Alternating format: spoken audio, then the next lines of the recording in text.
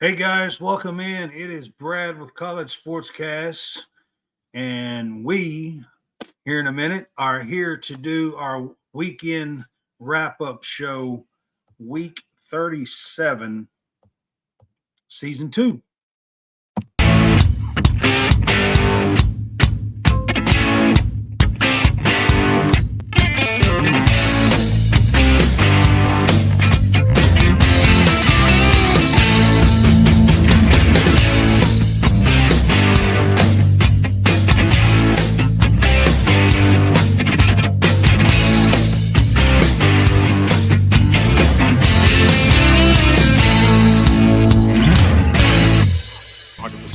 We executed. I heard a fan offer free Dippin' Dots if I blew it. Wanted to have some fun, execute. I had bombs. Stay as a team, execute, give 100%. Dippin' Dots sound good.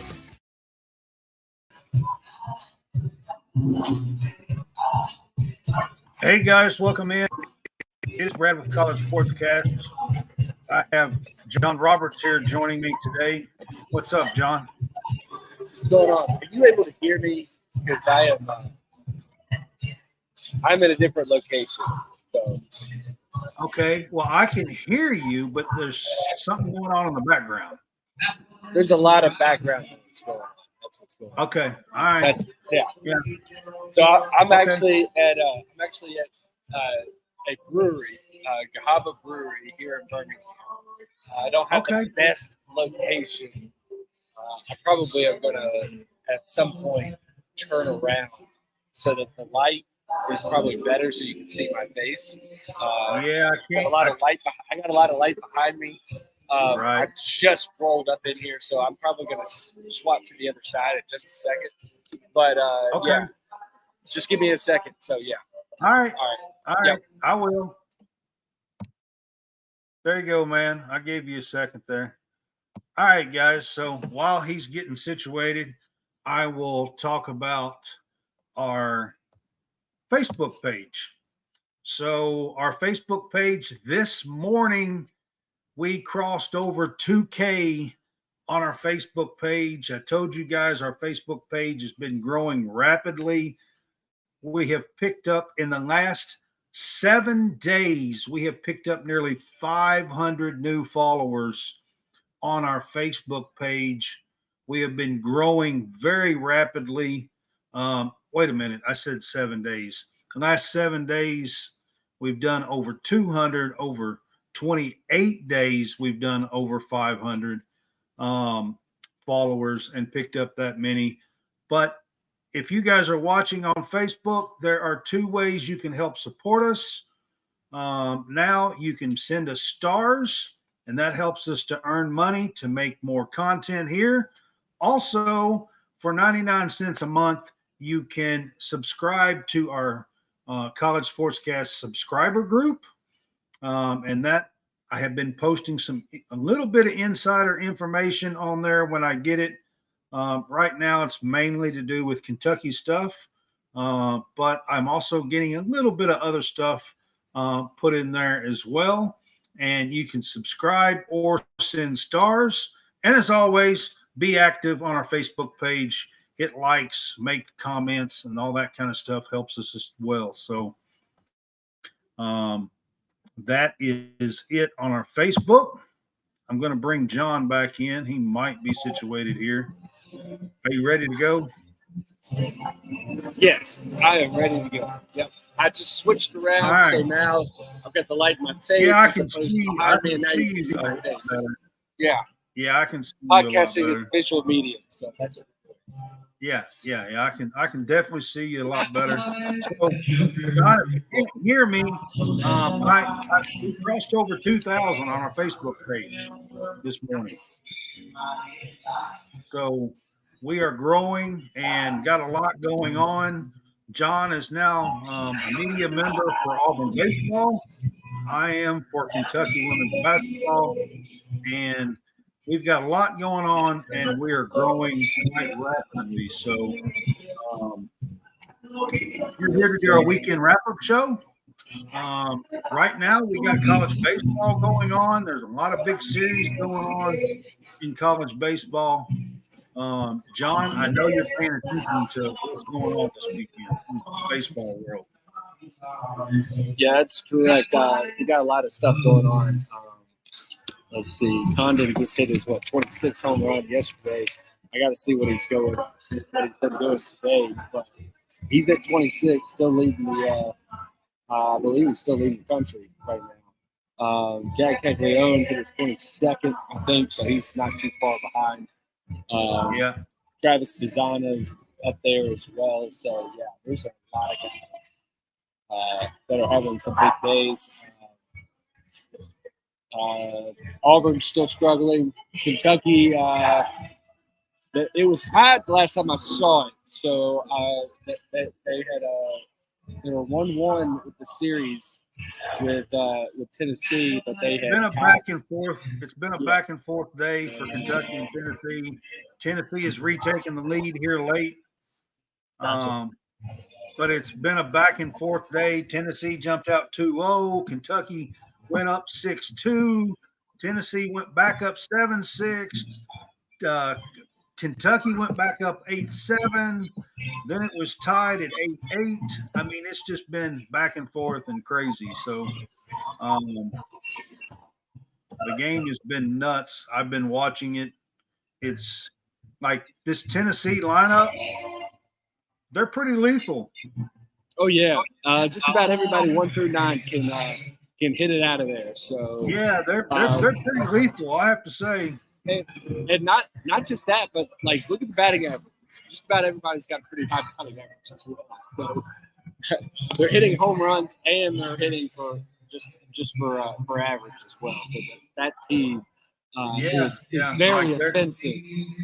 So they offend me every time I see them. So they're pretty lethal. I have to give them that. I mean, that's for sure.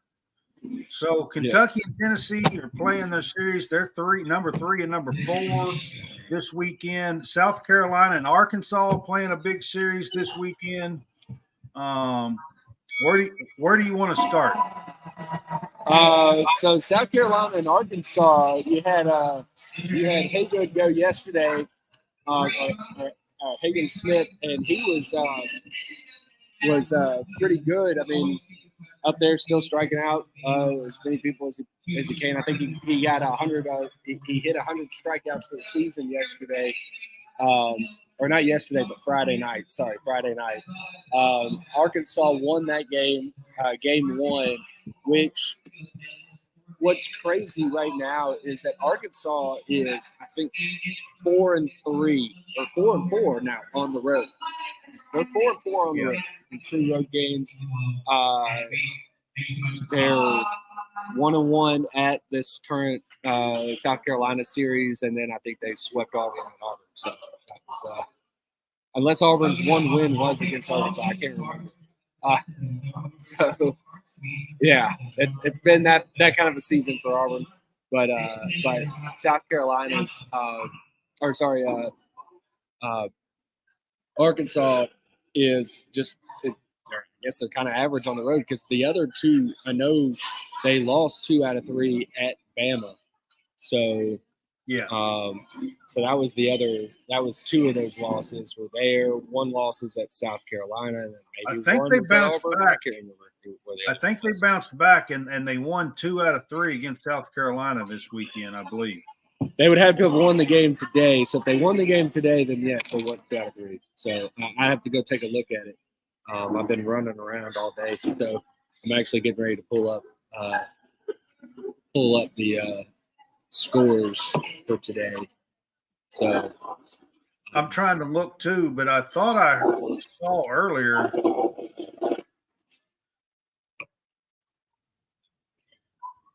I believe they played a doubleheader yesterday. Did they? Okay, well, I saw game 1. And I think they played a doubleheader yesterday and played a late one last night. Okay, well then I did not see the late one last night. So it looks like Tennessee has got a 13-9 lead over Kentucky right now. I'm just going to go look at the SEC scores. Missouri has taken a 2-0 lead over LSU in the bottom of the 4th. And I'm trying to just scroll down until I can see Auburn's second game. Auburn's got a doubleheader today. I think they're losing game 1, if I'm not mistaken. Because Missouri's trying to take this series versus LSU. Yeah, well, LSU's not good. So, yeah, it's 3-1 right now. Mississippi State. Oh, that's the final already. So, they already went final in the first game. 3-1 Mississippi State. So, they took the series. Game 3 will be played sometime within the next 45 minutes because I don't know exactly what time that game ended. But, yeah. So, the next game should be pretty soon. Yeah. So, like I said, this Kentucky-Tennessee game, I've been watching it on ESPN or SEC Plus, and it's been a wild back and forth game. Like they can just hit the ball out of the park anytime they want to. It seems like innings, and they're behind 13-9. So I mean,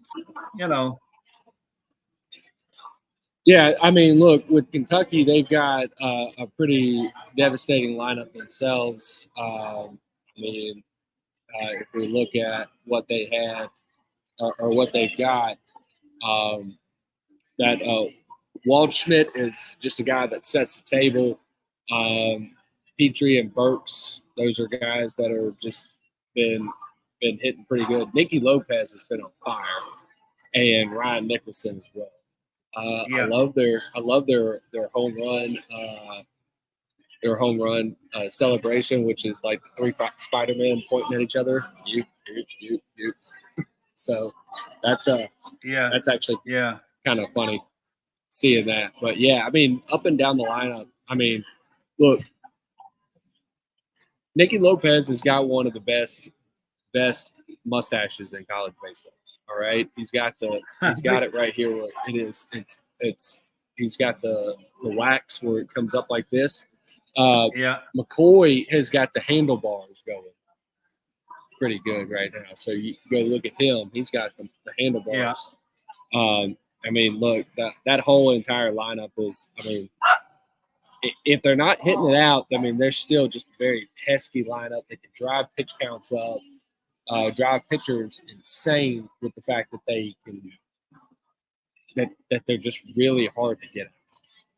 Yeah. So, I mean, they've got a great lineup too, but I'm gonna tell you, this Tennessee team is taking its toll on them today. Like I said, they've taken the lead twice in the game, but Tennessee looks like it's in the top of the 9th now. It's 13-9. So we'll see how it ends here. But if Tennessee wins, this will be the first series loss for Kentucky this season. SEC.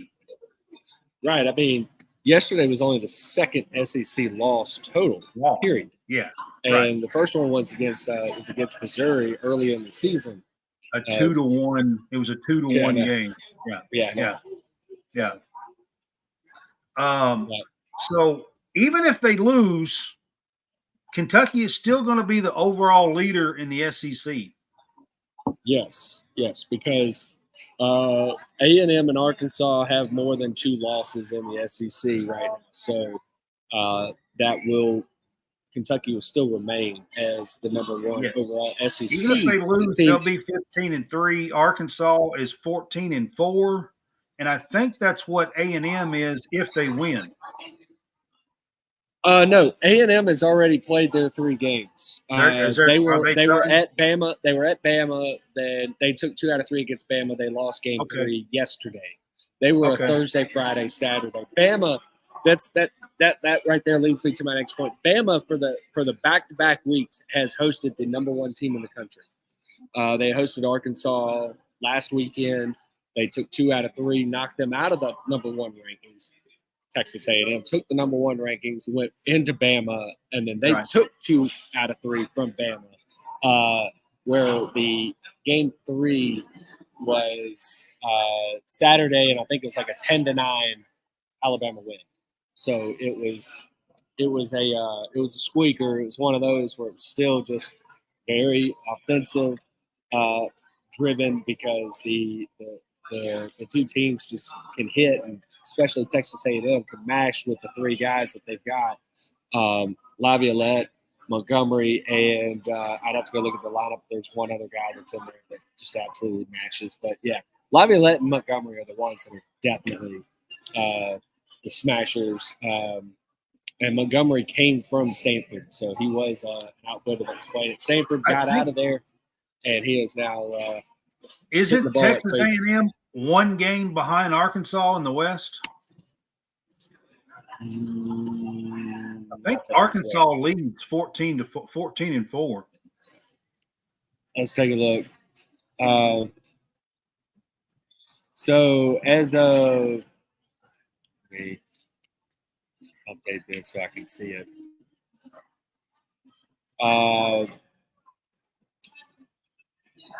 So Texas A&M is 13-5. Arkansas is 14-4. Yep. Right.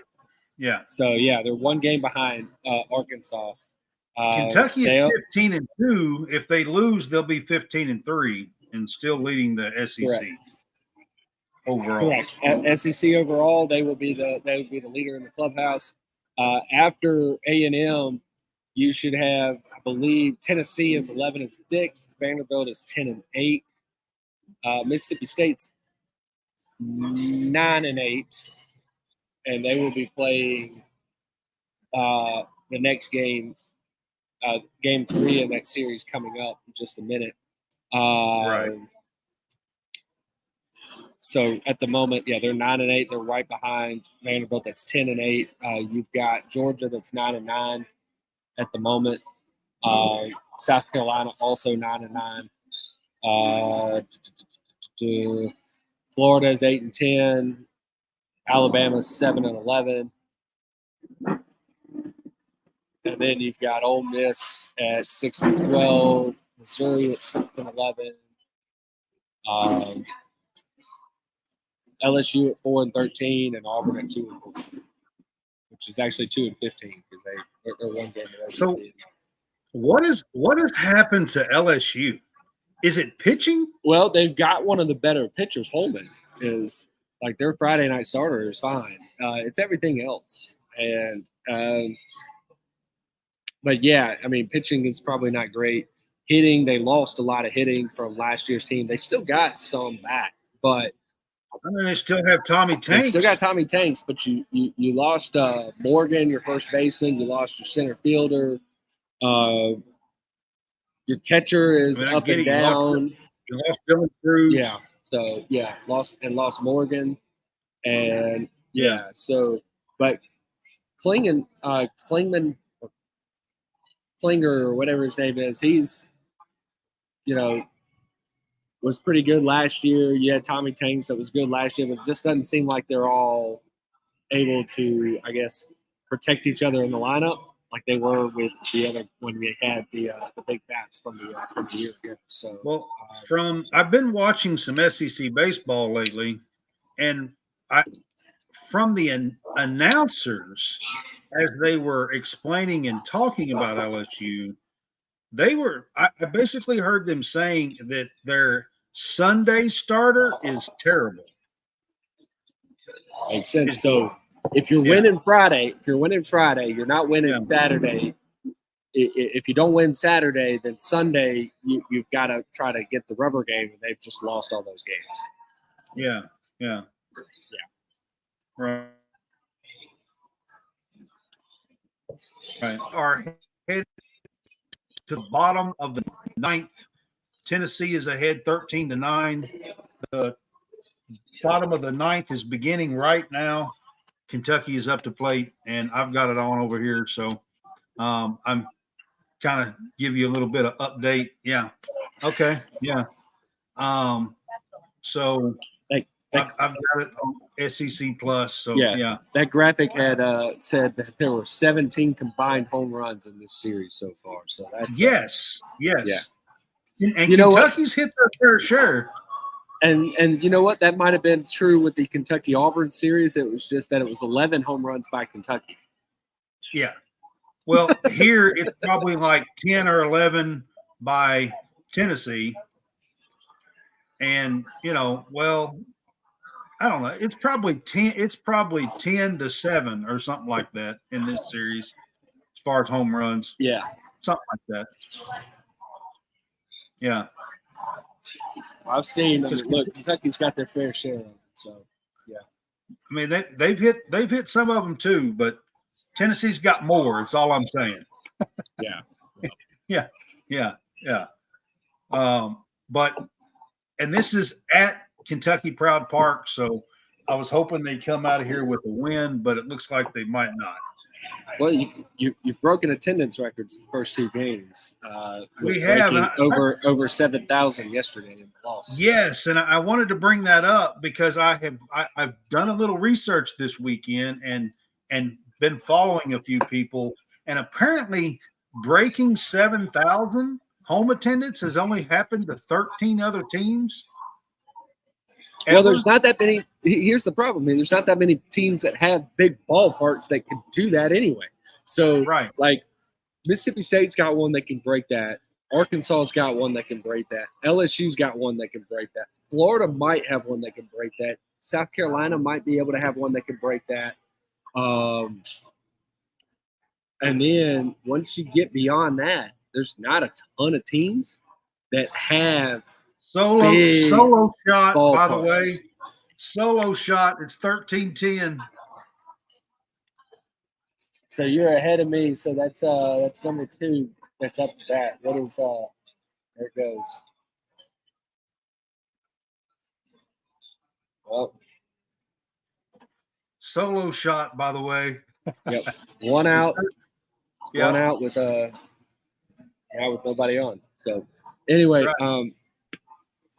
Like I said, those ballparks right there, Texas A&M have got big enough ballparks, I believe, to be able to do that. I don't know what the West Coast looks like as far as the size of their ballparks. Oregon State's ballpark's not that big, but they're a team that could do it if they if they had a big enough ballpark. Either Kentucky was the 13th or they was 13 before them. I'm not sure which one it was. Doesn't really matter. I mean, right. Like I said, there's not that many teams that have enough that have ballparks that are that big that are big enough to do that. Game is nuts, by the way, just so you know. Yeah. So, but I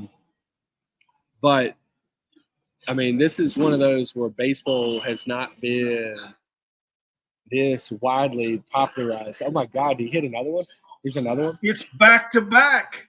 They went back to back yard right here. Jesus. Solo shots. This game is nuts. Who is that hit that one? I wasn't paying attention. I'm not sure. I'm trying to see where they are in the lineup. They just went back to back solo shots.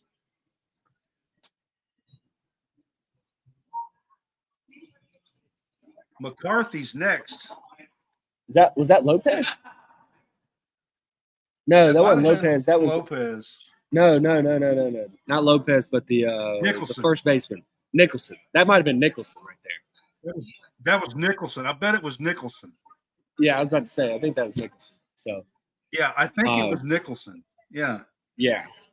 I don't have great Wi-Fi here, so my phone just froze. So all I know is I'm not facing they were meeting it, at the I'm mound. trying to turn my head to watch real quick. But this game has been nuts. I mean, just nuts. Okay, here we go. I said McCarthy is up now. So it's 13-11, one out, and yeah. So we just said they had 17 home runs combined. Now there's 19 apparently in this series 19. Because they just went back to back. Yeah. Yeah, this series has been nuts. This game today has been nuts. Well, it's a normal Sunday shootout game. You know, Sunday is a game where the score just gets run up because pitching is low and you end up having a lot more offense. Mason Moore started this game, And in the sixth inning, the start of the sixth inning, Tennessee only had 2 runs. Did he come out at that point? Yes.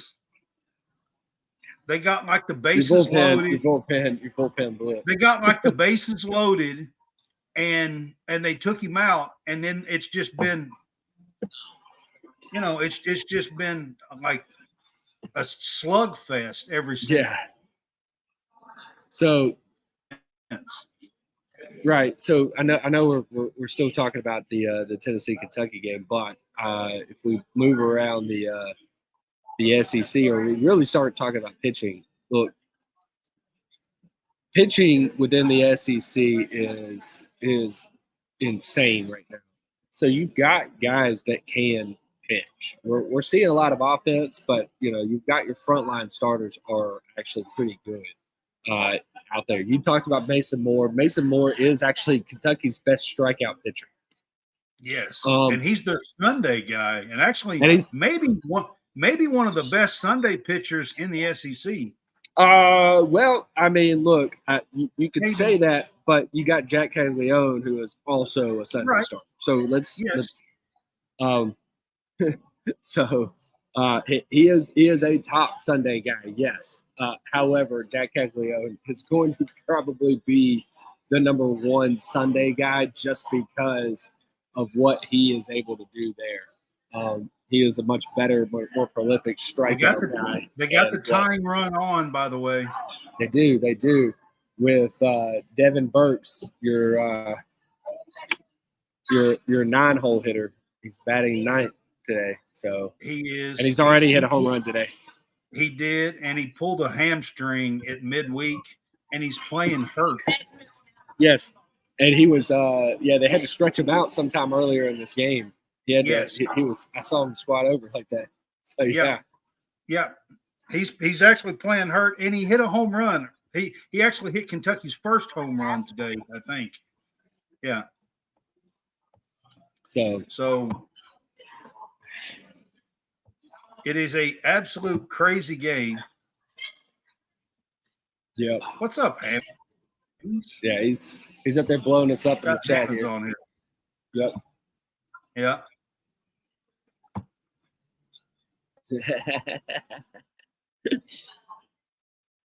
So what's going on with Auburn? What's going on with Auburn? What's going on with Auburn baseball?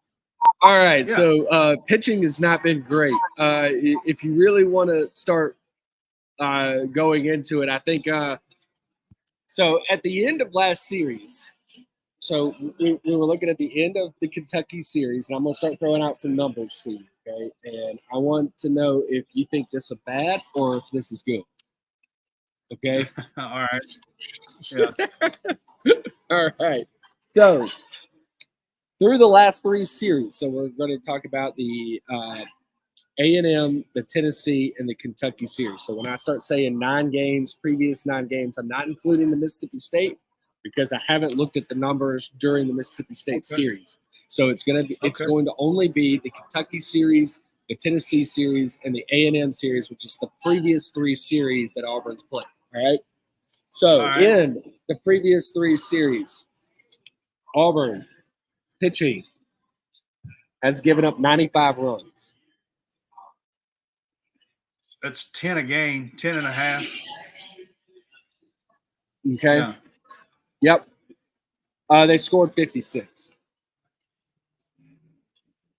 So you're looking at 10.6 to 6. Right. Or 54 runs. Sorry, 54 runs.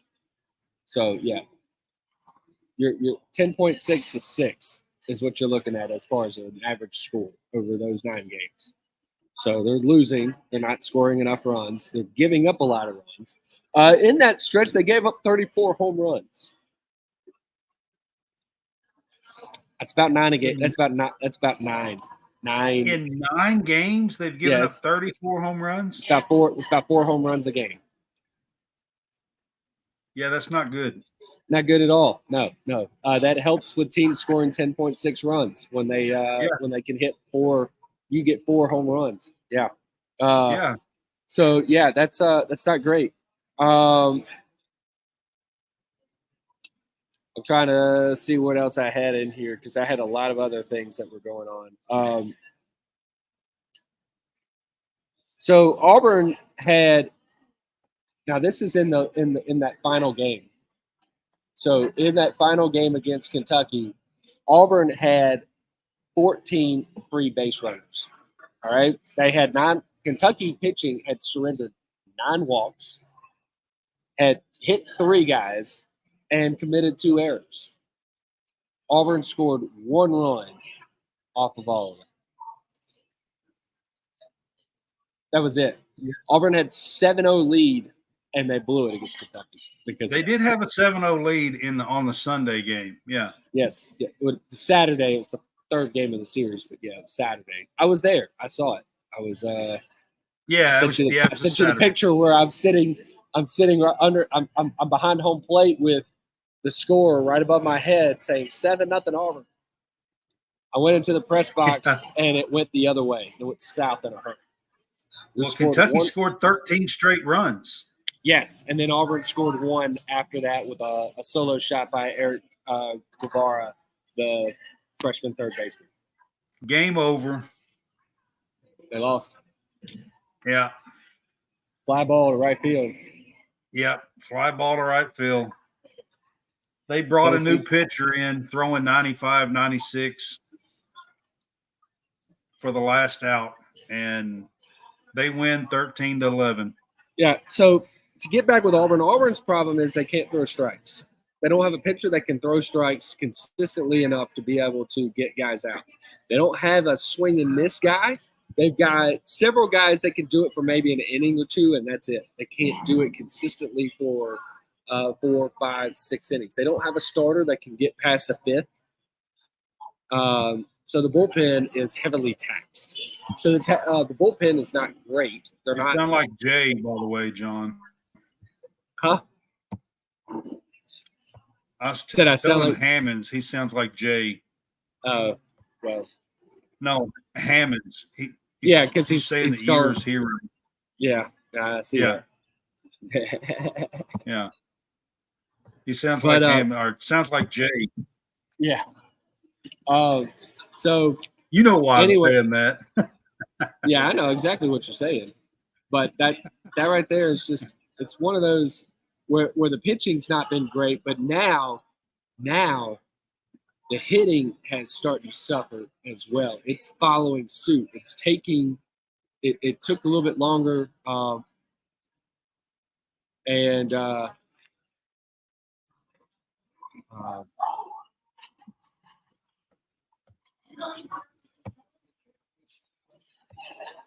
but anyway, yeah. So the Auburn pitching has been bad. The hitting has followed suit. So now that's where they've gone, and that's why they've only won 2 games in the SEC, and why they're in danger of going sub 500 overall at the end of. Let me ask you this question. Yeah. Let me ask you this question then. So I know he's been there a long time. I know he's got a great reputation. Been in the game a long time. The answer is no. Is he in any kind of trouble?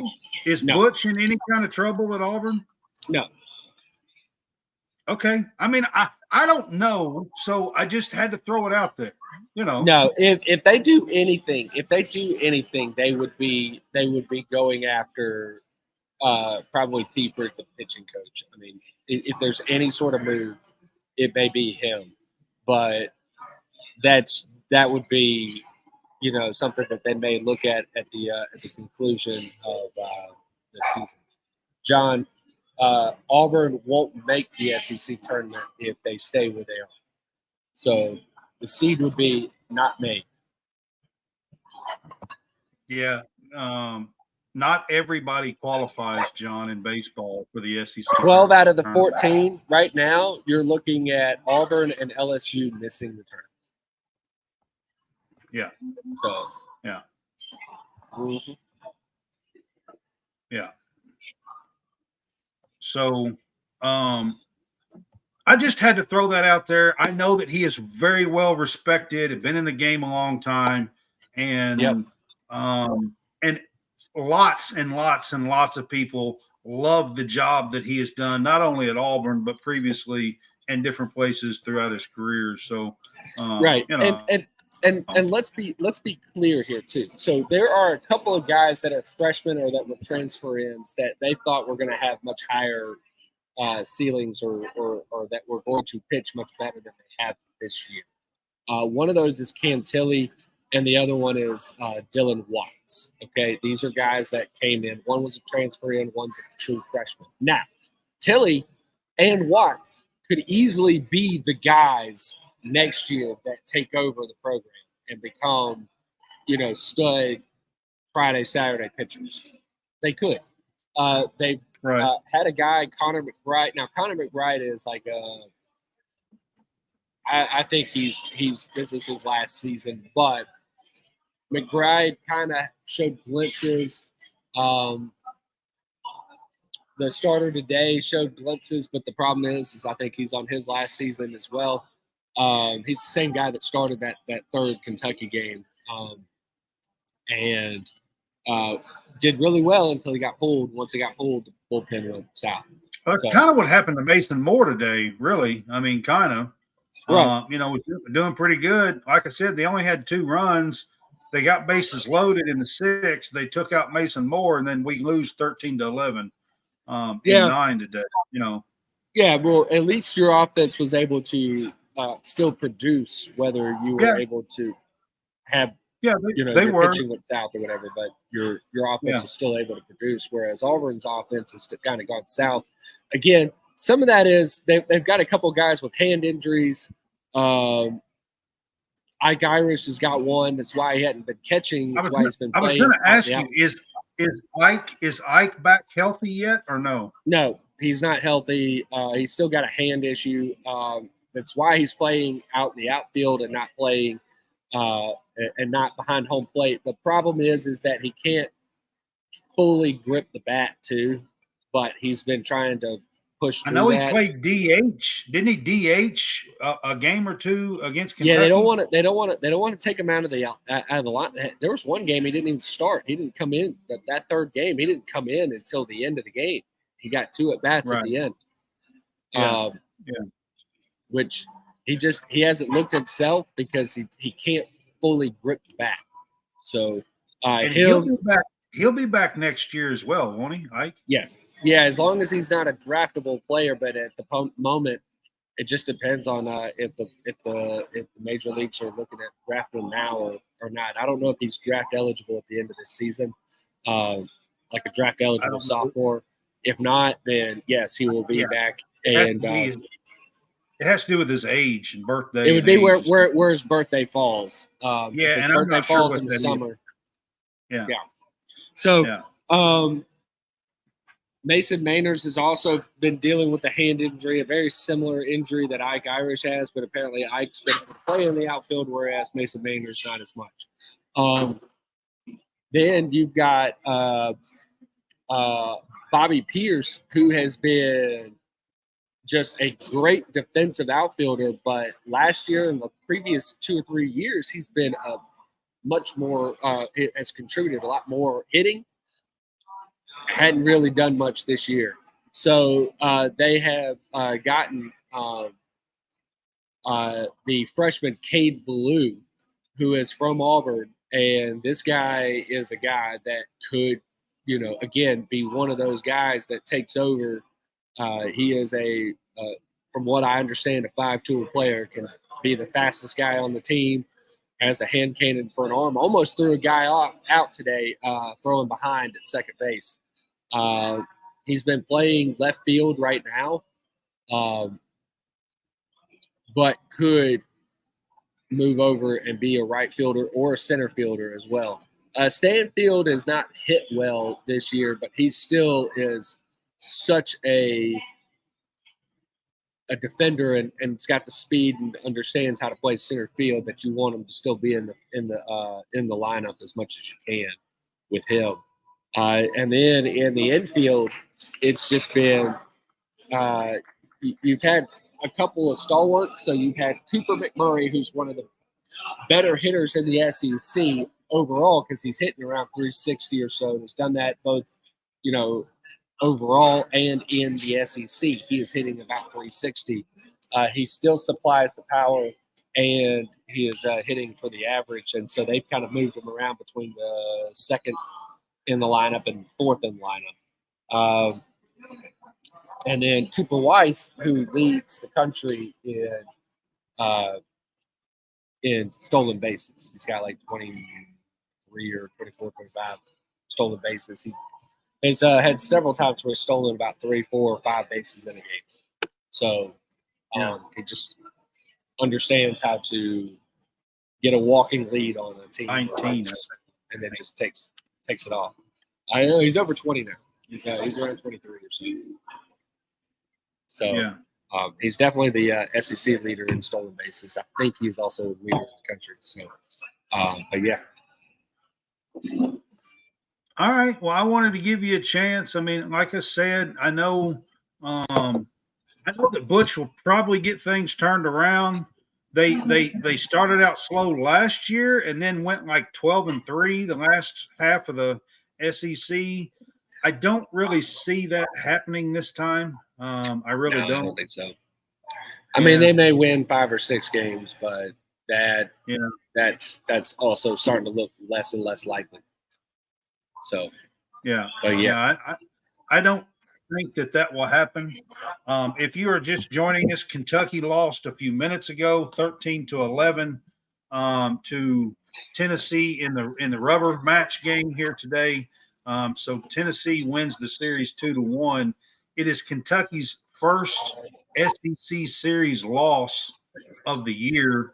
They are 15-3 and still lead the SEC overall and lead the East by 3 games over Tennessee. Tennessee's now 12-6, and Kentucky is 15-3. Even though Tennessee took the series.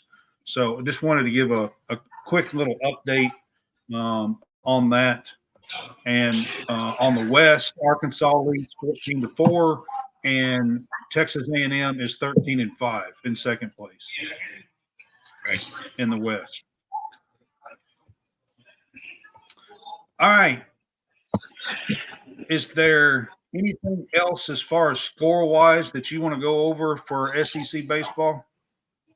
No. I mean, we pretty much have covered through everybody. Like we said, I think Bama took 2 out of 3 against. LSU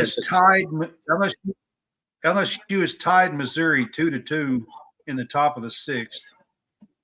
Yes, they are currently batting in the top of the 6th right now. Nobody out. That game 1 on.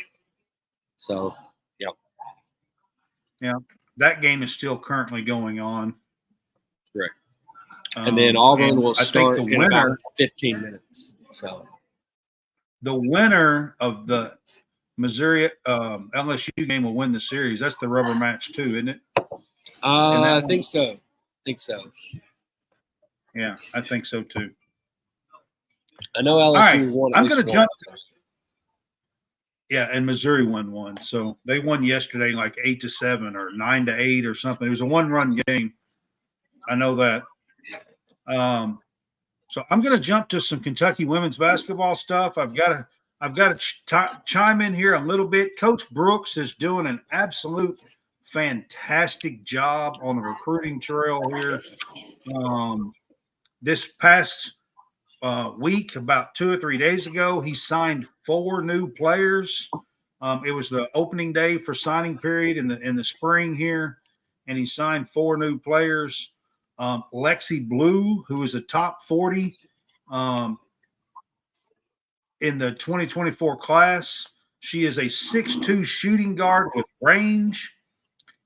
And the greatest thing about her, she's from Florida, and she has led her high school team to 5, not 4, 5 straight state championships. 5. That's not too shabby in a career. I mean, if you can win 5 straight high school state championships, that's not too bad, I wouldn't think. and she's got range. So she's going to be fun to watch. And he's also brought in some international players. One from Australia that is 6'7", and she's not rated because she's not from the States. But ESPN says if she was from the States, she would be in the top 10. That's not too bad for a Kentucky women's program. I think he's putting together a team that can contend for a top 10, top 15, top 20 team next year. I really do. And it'll be in his very first season. So, of course, he's got a little help. The transfer portal and all this that's going on. He did get 2 players that came with him from Virginia Tech. And 3 of the players that he signed was committed to him at Virginia Tech. So they have just come over with him to Kentucky. So that helps. Lexi Blue was one of them. Lexi Blue, the one I was just talking about. In today's world, when coaches leave and go somewhere else, the players can just go with them. Right? Yeah. Yeah. I mean, that's just the way it is. Yep. You know, the players can go with them, you know, and I'm not – there's part of me that's not okay with that. In this case, I'm pretty excited about it. But the truth is I'm not really – like, I grew up and there was some meaning and some loyalty to a school. And now there's so many people in the transfer portal. I mean, it's basically there is no loyalty, there is no meaning, there is no tradition, there is no history. I mean, let's get to some transfer portal stuff. What about the Auburn, Alabama stuff going on down there? I gotta ask you about it. This is so What was going on down there about Holloway? All right, so let's start with the other 2 guards that have left Auburn. Okay, so Auburn lost now 3 guards. Okay, so they've lost Katie Johnson, Katie Johnson, Yeah. who signed with George Mason. Okay, yeah, or is committed to George Mason.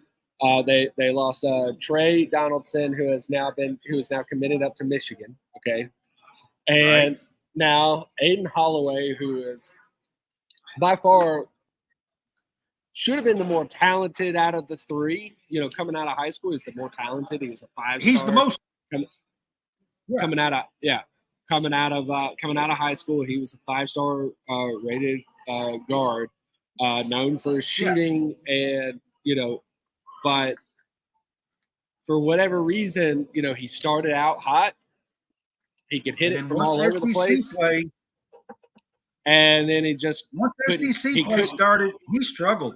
He couldn't shoot. He couldn't hit the ocean if he shot out of the boat. If he just shot it out of the boat. Whatever. Anyway, yeah. It was so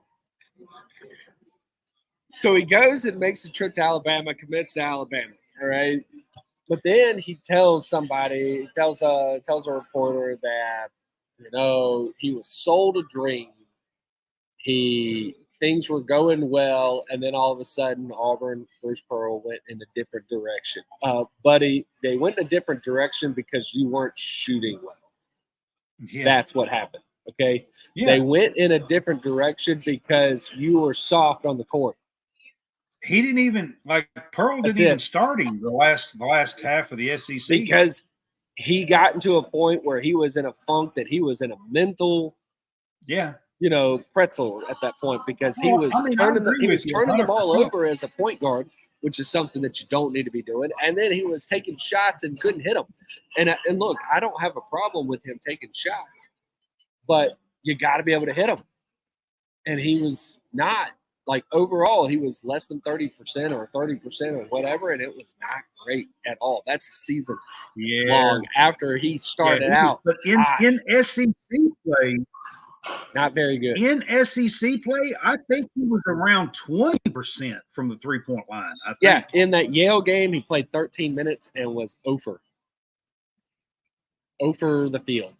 I mean, he was bad. Like he shot really bad in it once SEC play starts. Correct. But here's my question, and I kind of started this off with this. So used to, if you went to Auburn or if you went to Alabama, there is no way on the face of this earth that you would wind up transferring to the rival school. I mean, you just wouldn't do that. I mean, we've had it happen in football a few times, so it's not drastically uncommon. But the last time that an Auburn something went to Alabama was when Alabama poached Auburn's assistant baseball coach, got him, and then he went to Alabama. This is Brad Bohannon, and he then got caught cheating and can't coach in the NCAA for 18 years.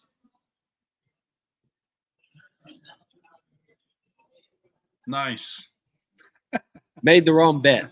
I just wanted to know what the buzz was. So Broom also put his name in the transfer portal and then wound up returning to come back. So Which Chad I Baker-Mazara and Johnny Broom are both, as of right now, are committed to come back. Yeah. But I thought it was kind of weird that Broom wanted to put his name in the portal to begin with. I mean, he's done so well down there, I thought. He's more of NBA or stay. Yeah. I think. So, yeah. But Auburn I can see that. But Auburn picked up a guard from Furman, Pegues. So that one right there is a guy that is supposed to be, not only is he taller, because Auburn hasn't had a tall guard. Okay. They haven't had anybody that was 6. I mean, like, look, Holloway was what, 6'1", 6'2"? 6'2", yeah. That's about the tallest guard they've had in a long time. Pegues is 6'6", maybe, right? Yeah. Yeah. So they're upgrading. Yeah. Yeah, absolutely. But you also got to think about this. You also got to think about this. about When you look at Auburn and Alabama Twitter, because this is what's funny.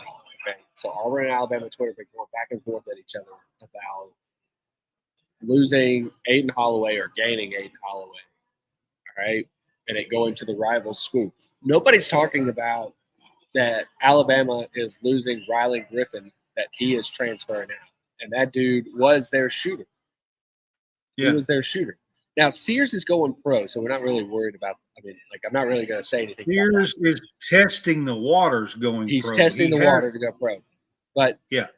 Sears is the one, like, look, I'm not really going to sit there and go replacing Sears. I'm talking about replacing Rylan Griffin, because Rylan Griffin's right.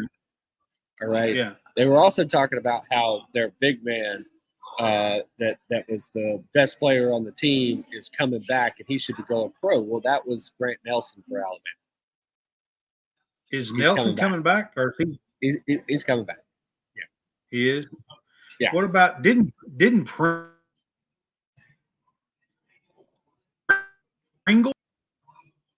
Pringle is out. He's transferring out. That's what I thought. But he was more of a disciplinary problem, which is saying something for Alabama, because Nate Oates has had several disciplinary issues, especially with somebody firing guns.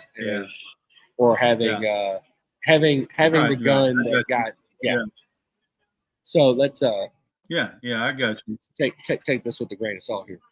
Yeah. All right, let me jump to Kentucky basketball, because Kentucky fans up here have been throwing every kind of ape crap like stuff. They've been going nuts because Kentucky has 6 players that put their name in the portal, okay? Well, they lost their coach. He moved on. We're all pretty happy about that here in Kentucky. I know Arkansas is happy too right now, but I got a feeling that's going to be short-lived, but I'm not even going to go there right now. What I want to say is this. It's okay, guys. It's the new way. It's how things work when coaches leave. Arkansas, guess what? Everybody is going ape crap up here because Kentucky has 6 players in the portal. Guess how many players Arkansas has in the portal? 8. Guess how many players Duke has in the portal? And they didn't lose a coach. 7. Duke has 7 players in the portal. So it's okay. Chill out. It's the nature of the beast when you're bringing in high profile players either through the portal or through high school ranks that are 5 stars, and a lot of these big programs and the blue bloods that are out there like Duke, Kentucky, North Carolina. Do you know how many players? Whatever. Do you know how many players currently Duke has on its roster from last year's team? Probably 2 or 3. 2. They have 2 from last year's team. And again, on the roster. that is the nature of the beast of the portal. And so, look, Auburn replaced its starting lineup and put its starting lineup as its backup, which is why Auburn was able to play 10 or 11 players last year, is because they brought in a whole new lineup that was that they brought in a whole new lineup, with having an Aiden Holloway, right? So they could have Katie Johnson sit on the bench, or you had Denver Jones, which again, this one he's getting a lot of crap. But if you hadn't watched Auburn played really well with Denver Jones played really well in the last half of the SEC play, going into tournament play and stuff like that. He actually did really well.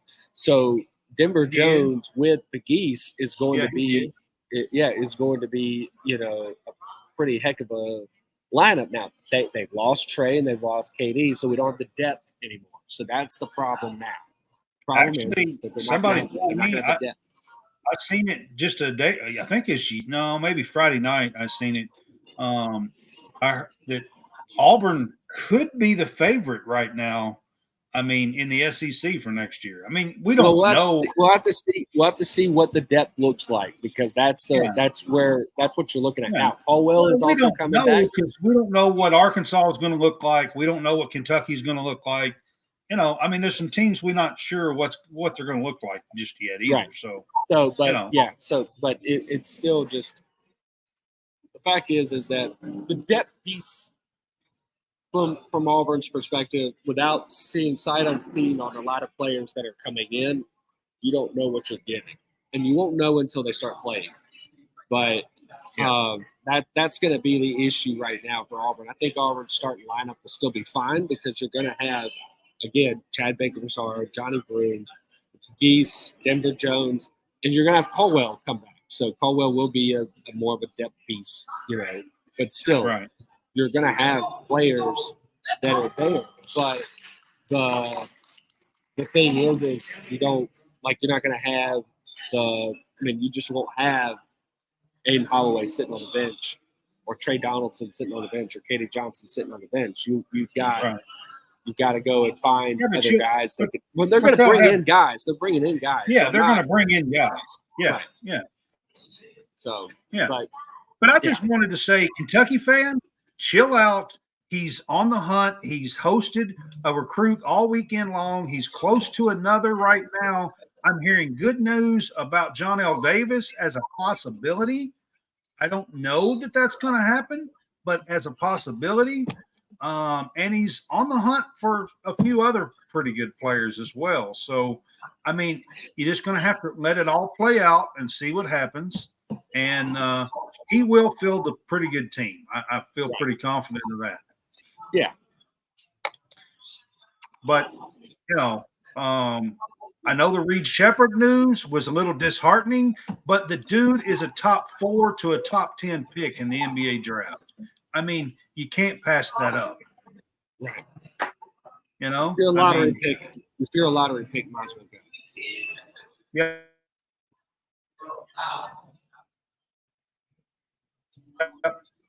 And he's guaranteed. I've seen him as high as top 4. So, right. I mean, you have to go. Right. Yeah. Exactly. All right.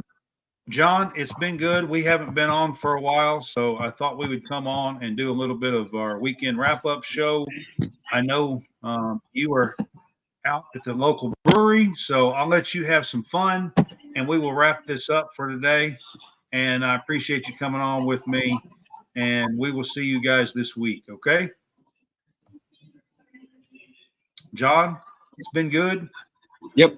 I will, we will revene again, maybe me and you next Sunday, and do another baseball show. There you go. Got it. All right, guys. All right. Have a good night.